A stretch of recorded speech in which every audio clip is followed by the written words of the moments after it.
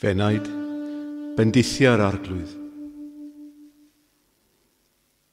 Y cwbl ohonai, bendithiau enw sanctaidd.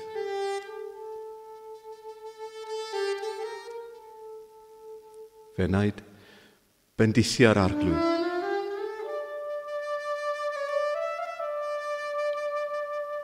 Paid anghofio'r holl bethau caredig a wnaeth. Mae wedi maddau dy fethiant i gyd, ac mae wedi iachau pob salwch oedd arna ti. Mae wedi dy gadw di rhag mynd i'r bedd, ac wedi dy goroni gyda'i gariad a'i drigaredd.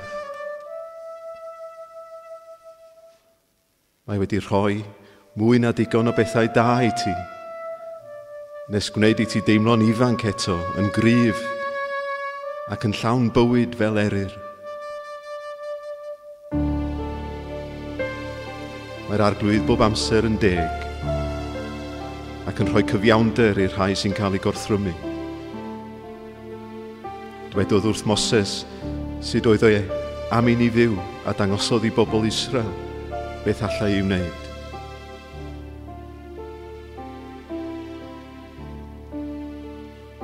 Mae'r arglwydd mor garedig a llawn gofal, mor amyneddgar,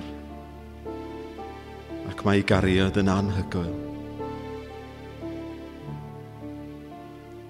Dydy o ddim yn cyrryddu pobl yn ddiddiwedd ac yn dal dig am byth. Naeth e ddim delio gyda'n pechodau ni fel oedden ni'n ei heiddi, na talu nôl i ni am ein holl fethiant.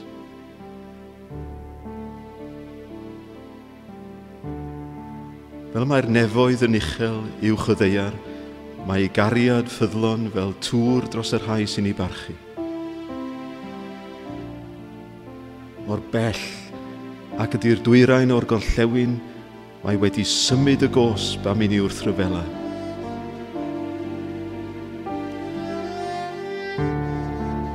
Fel mae tad yn caru blant, mae'r arglwydd yn caru'r bobl sy'n ei barchu.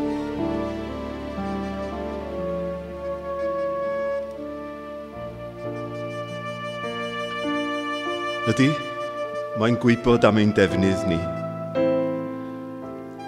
Mae e'n cofio.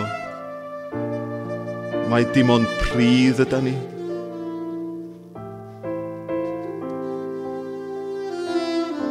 Mae bywyd dynol fel glaswellt. Mae fel blodyn gwyllt yn tyfu dros dro. Pan mae'r gwynt yn dod heibio, mae o wedi mynd, a does dim sôn amdano ble roedd.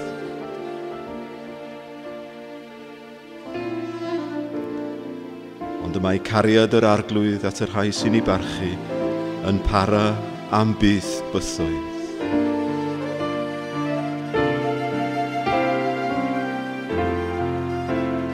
Mae'n cadw ei air i genedlaethau o blant, sef yr rhai sy'n ffyddlon i'w ymrwymiad, ac sy'n gofalu gwneud beth maen nhw i ddweud.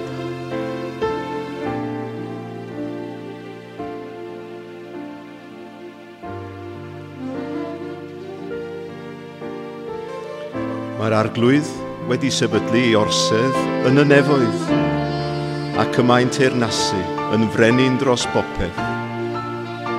Bendithiwch yr arglwydd, ei angylion.